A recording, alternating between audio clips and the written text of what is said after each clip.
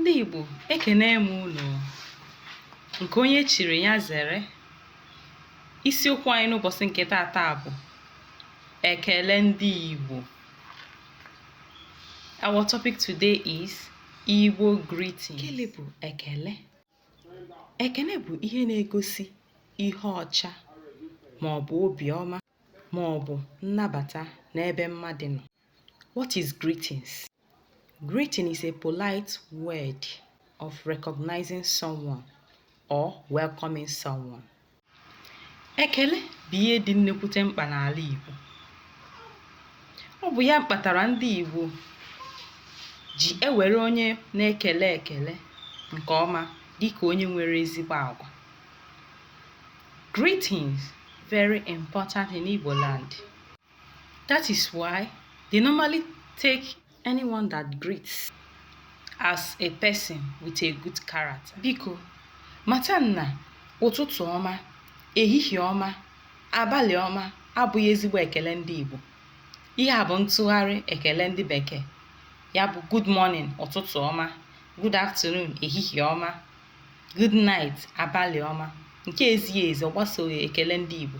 The Igbo people greet according to circumstances or time.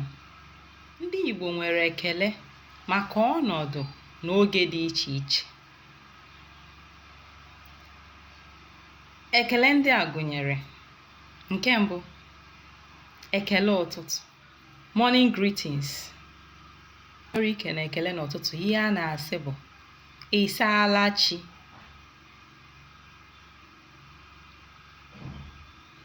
Ị bọọla chi. Ị pụtago. Ị pụtago ọla.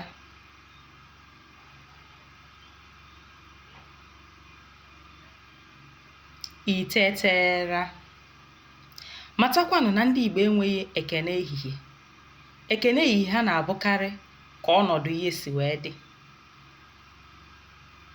Ekele abalị, night greetings. Ihe a na-ekele n'abalị bụ ka chi foo, ka chi bọọ, saa chi, ndeewo, road greetings. Ekele ndị a na-ekele n'ụzọ bụkwa ndị a: daalụ,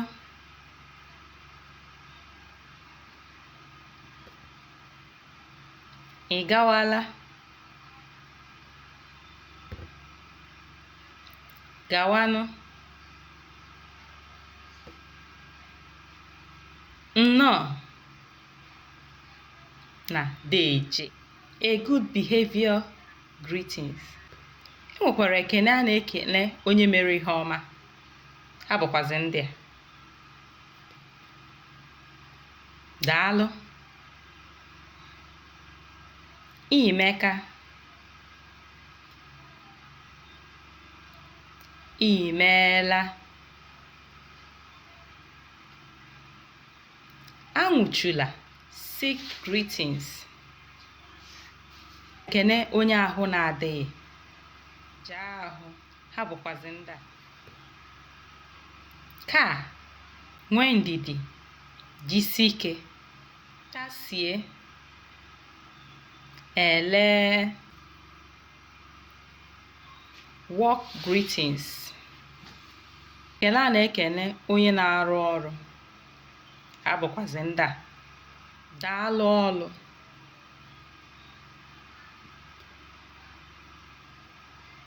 deeje,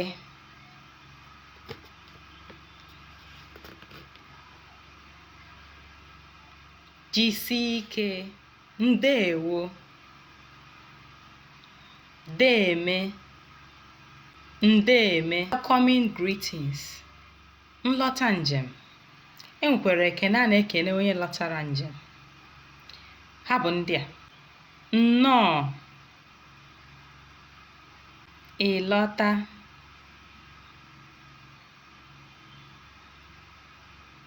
ị batago, ị bịala, ije,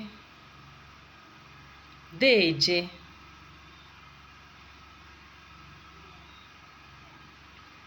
alọ, traveling greetings. Ekele onye Igbo na-ekele onye mere njem bụ ndị a: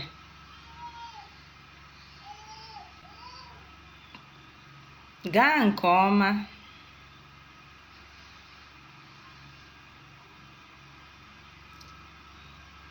jee mma,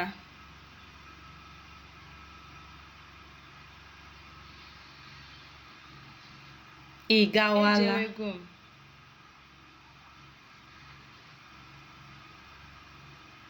ka m jee, jegboo, morning greeting. E nwekwara ekene ndị Igbo na-ekene onye ihe mere: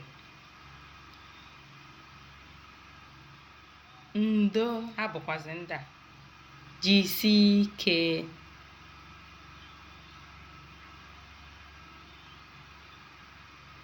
nwee ndidi, ele,